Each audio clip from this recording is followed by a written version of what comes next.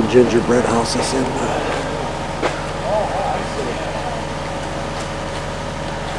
That blue one is too. Martha's Vineyard.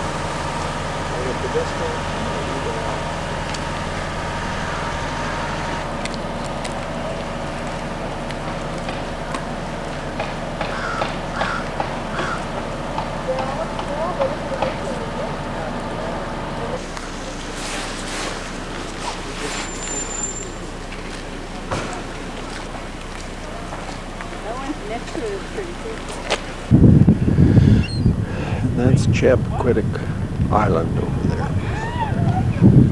And I'm in Edgartown, Martha's Vineyard. And that's the ferry right here that the Tinker crossed from Chappaquiddick over here to the mainland. Or I should say the island, Martha's Vineyard. Man, there's no end to there. No, they're back and forth. Background island is Chappaquiddick. And there's the ferry.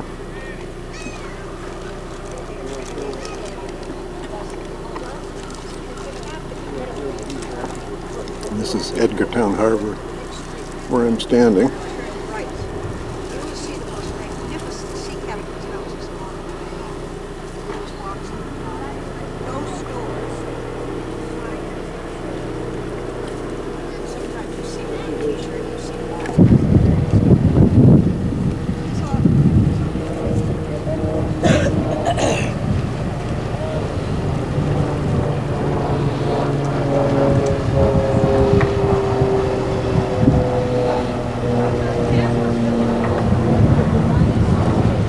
Hello Windows. Isn't that Iowa? Isn't that from your old homestead? That's Cronkite's house over there. No. Thank you.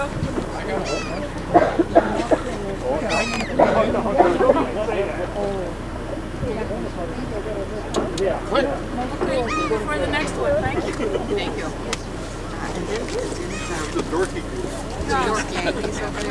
Yeah.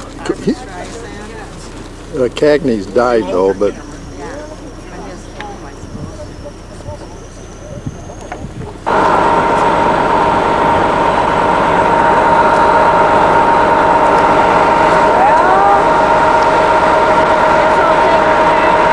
still in the vineyard, and that's the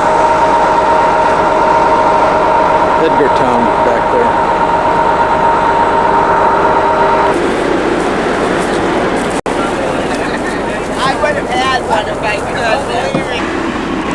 That's the ferry coming in, and we'll be loading up, taking that back from the vineyard back to the mainland.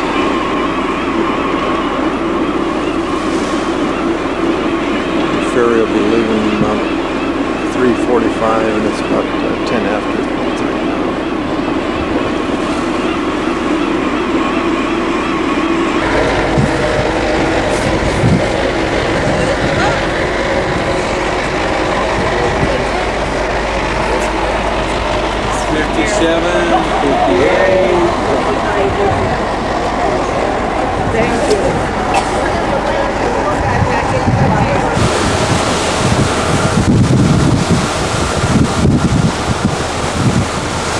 Still the vineyard over there.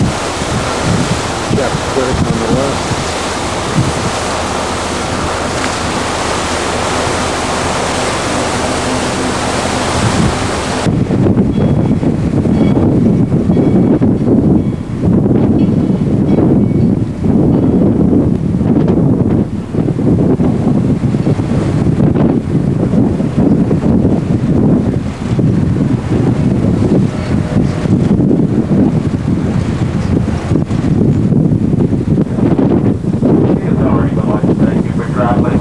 Afternoon, and wish you all very pleasant afternoon.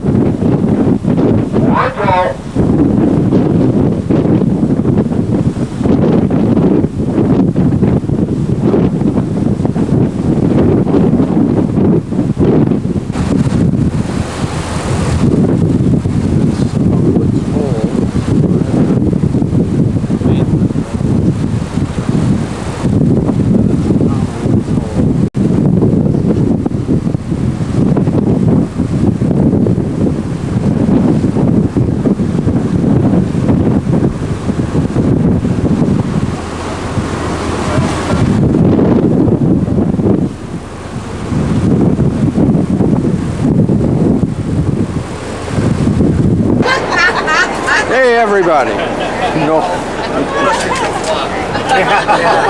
I got you. It's everybody. Now that's the oldest marathon in the country, and I came in first, second, third, fourth, fifth. The rest you'll have to jockey for position. Over here on our right is the Boston Public Library. Now Boston has the oldest public library system in America. Now this, when I say this is the Back Bay, this was literally the bay in back of Boston. This is the Charles River riverbed here that all this fill has been placed on. Over 400 acres of landfill. One time this was open water. When I say the Back Bay, I mean the Back Bay plus what we refer to as the sidewalk here on our right. Which means everything to the left and in front of us was open water. They got into their long boats and they rowed across the Charles River to Lechmere Point in Cambridge to start their fateful march on to Lexington and Concord. Now they're heading out to Lexington to arrest John Hancock and Sam Adams, two leaders of the rebellion.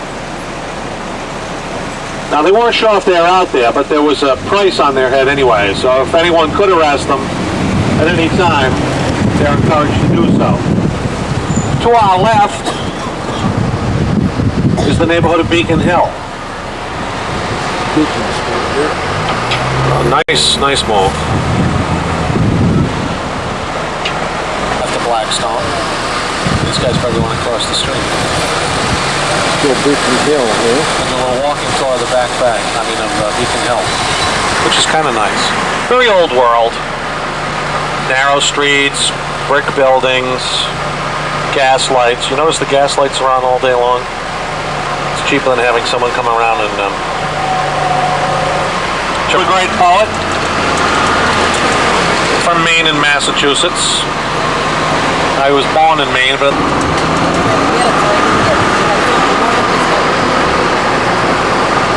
This is the Capitol building here.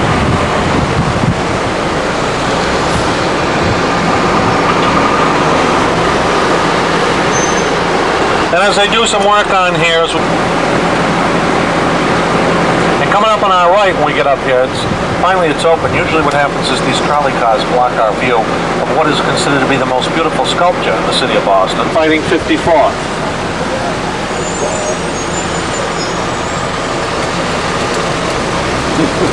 Is up to the stage where they can perform. And coming up on our right, the wall is beautiful. Give this guy a crack. 1, 2, 3.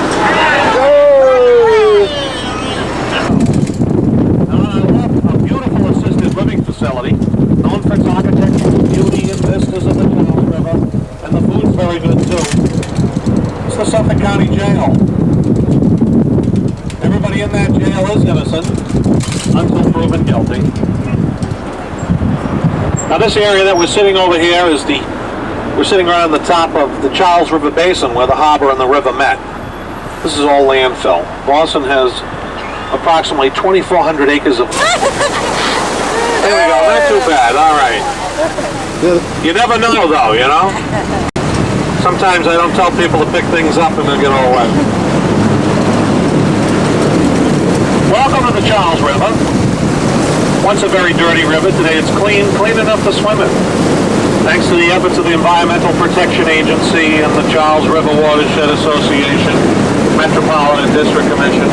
Now the Charles River Watershed Association is a non-profit law. We're going to head upriver. Now we're going to go through the old Charles River lock, no longer a functional lock. The reason you need is a lock. The harbor is 8 feet lower than the Charles River. Marina stood Lechmere Point. That's where the British landed April 18, 1775. Now 200 British soldiers got into their longboats on the Boston Common. They rowed 1 mile across the river, landing in Lechmere Point. As I told you before, none of this land was here. This is all landfill. That's the American pronunciation of Newtown. Coming up on our right here, you can see a brick building with a glass top. Looks like it has a greenhouse on the top.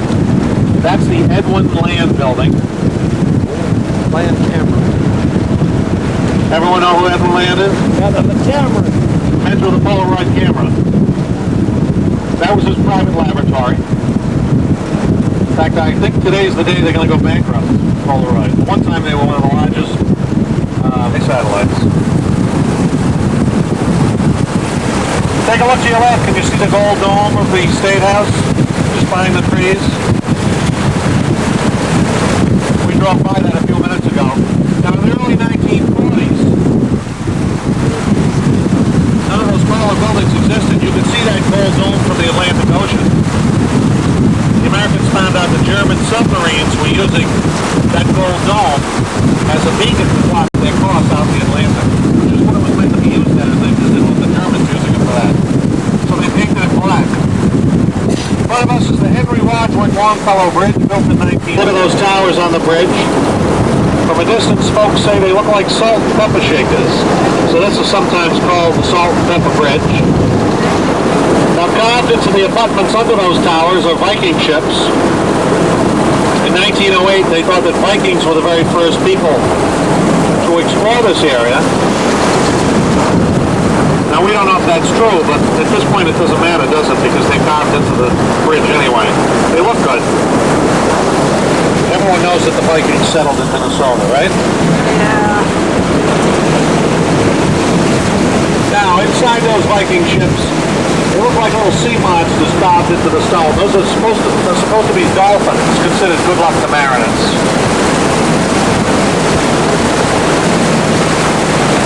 Take a look to your left. Can you see that church steeple on our left? I'm going to use that as a point of reference, the church steeple on our left. To the right of that, just behind the trees, is the Hatch Shell. Every 4th of July, that's where Keith Lockhart directs the Boston Pops. Actually, that's where Arthur Fiedler used to direct the Pops, too. Now, in the summertime, every couple of weeks, they have free concerts sponsored by the radio stations, the local radio stations. In the summertime, on Wednesdays, the Boston Pops will have their rehearsals in that Hatch Shell. Just to the right of the Hatch Shell is a park called the Esplanade. That's where Arthur Fiedler brought the Pops on July 4th, 1929. Much to the displeasure of the patrons of the Pops and the symphony. They thought it was scandalous. It was the year after the stock market crash. They didn't understand why they put on a free concert for the general public. How could they possibly appreciate the music? Anyways, he was able to convince them to do it. They've been coming out of it. Our next tallest building to the right of the Hatch Shell is the John Hancock Building. It has an Art Deco steeple on it. Looks like a needle. There are 6 windows in that steeple. The building was built in 1945. That steeple is actually a weather beacon. Well, those windows are solid blue as they are now, although it's difficult to tell because of the blue background and the sun shining. It means clear and sunny. If they were blinking blue, it would be partly cloudy. Solid red means inclement weather. And only in the summertime when it blinks red does it mean that the Red Sox game is canceled due to rain. But the building that